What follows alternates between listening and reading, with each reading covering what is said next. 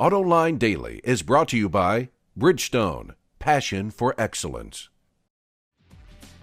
This is Autoline Daily for Monday, May 24, 2010, and now, the news.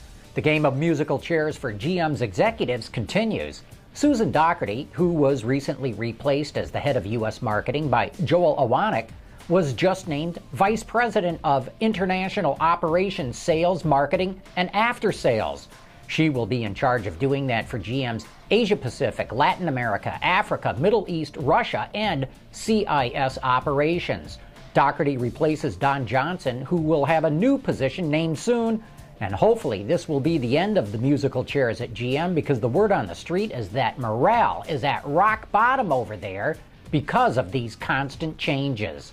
We've been talking a lot lately about Victor Mueller, the entrepreneur who just bought Saab. But now Bloomberg reports that his sports car company, Spyker, is not making any money. In fact, it's been losing money for years. And it quotes Mueller as saying that if it does not turn a profit by 2012, there will be no more Spyker. But Mueller says he believes it will turn a profit by then, thanks to help it's going to get from Saab. But I would point out that Saab has not made a profit in decades. The Chinese government is considering extending its Cash for Clunkers program. According to Gascou, the incentive is set to expire at the end of the month, but it has not spurred sales as expected. In the first quarter of this year, only 24,000 buyers received the subsidy. And in related news, China's government will also offer tax credits for buyers of hybrids and electric vehicles. The government will offer up to $8,800 for EVs, but less for plug-ins and hybrids.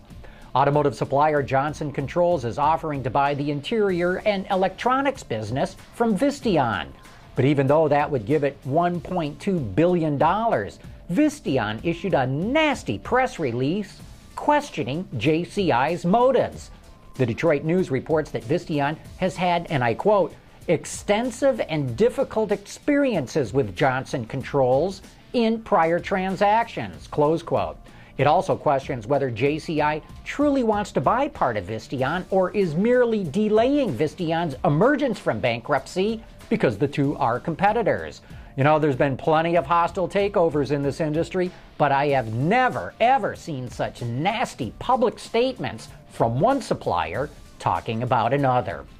As the temperatures rise, so do cones and orange barrels. It's the season of road work.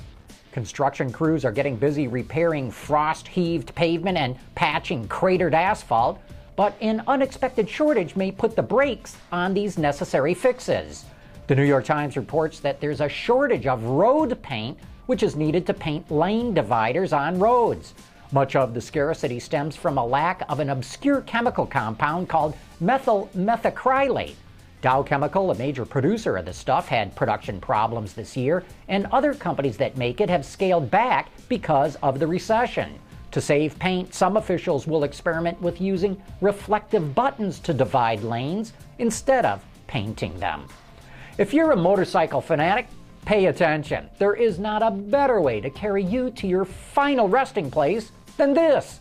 Autoblog reports that an automotive engineer in Auckland, New Zealand, built a motorcycle hearse. The two-seat two-wheeler is powered by a Harley-Davidson V-twin engine and can carry up to 440 pounds in an underbelly cradle. Morbidly fascinating. Have you ever wanted to personally contribute your opinion to what's going on with cars and the auto industry? Well, technology is making that very simple to do. More details right after the break. Introducing Bridgestone's third generation of run-flat tires with groundbreaking new Bridgestone technologies. Bridgestone run-flat tires offer improved ride comfort, lower rolling resistance, and improved wear while giving you the peace of mind and comfort you need. We've started a new program called Open Line that allows anyone to call in from anywhere and weigh in with their opinion or insight on anything going on in the world of cars. Michelle Naranjo is the host of Open Line, and earlier I asked her to recap what went on in last week's show. Hi, Michelle. Good seeing you again. And bring us up to speed. What were you all talking about on Open Line last week? John, we had such a fun show this week. Big crowd showed up right from the beginning in the chat room and on the phone lines. We started talking about used cars versus new and the preferences of what people want. And I think during this economic time, everybody is pretty much in agreement that, buying 2 to 3 years old or off-lease cars is kind of the way to go. We went from that into BMW pre-orders idea, and everybody agreed that was a great idea. But we had Peter DeLorenzo join us from After Hours. He just popped in and started talking to us about that. We went from that topic on to Alfa Romeo and his feelings about how they're going to work in this country. It was a really fun night. Yeah, that's great that Peter joined the conversation too. And I understand this show's starting to go viral now. Talk a little bit about some of the websites that are also carrying Autoline.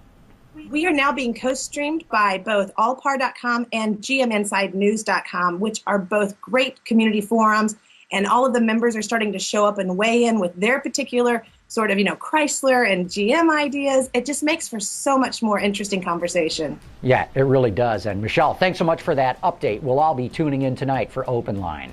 Thanks. You can get all the information you need to join the discussion on Autoline at our website, AutolineDetroit.tv. And remember, that is tonight at 8 o'clock Eastern. And that's it for today's top news in the global automotive industry. Thanks for watching. We'll see you tomorrow.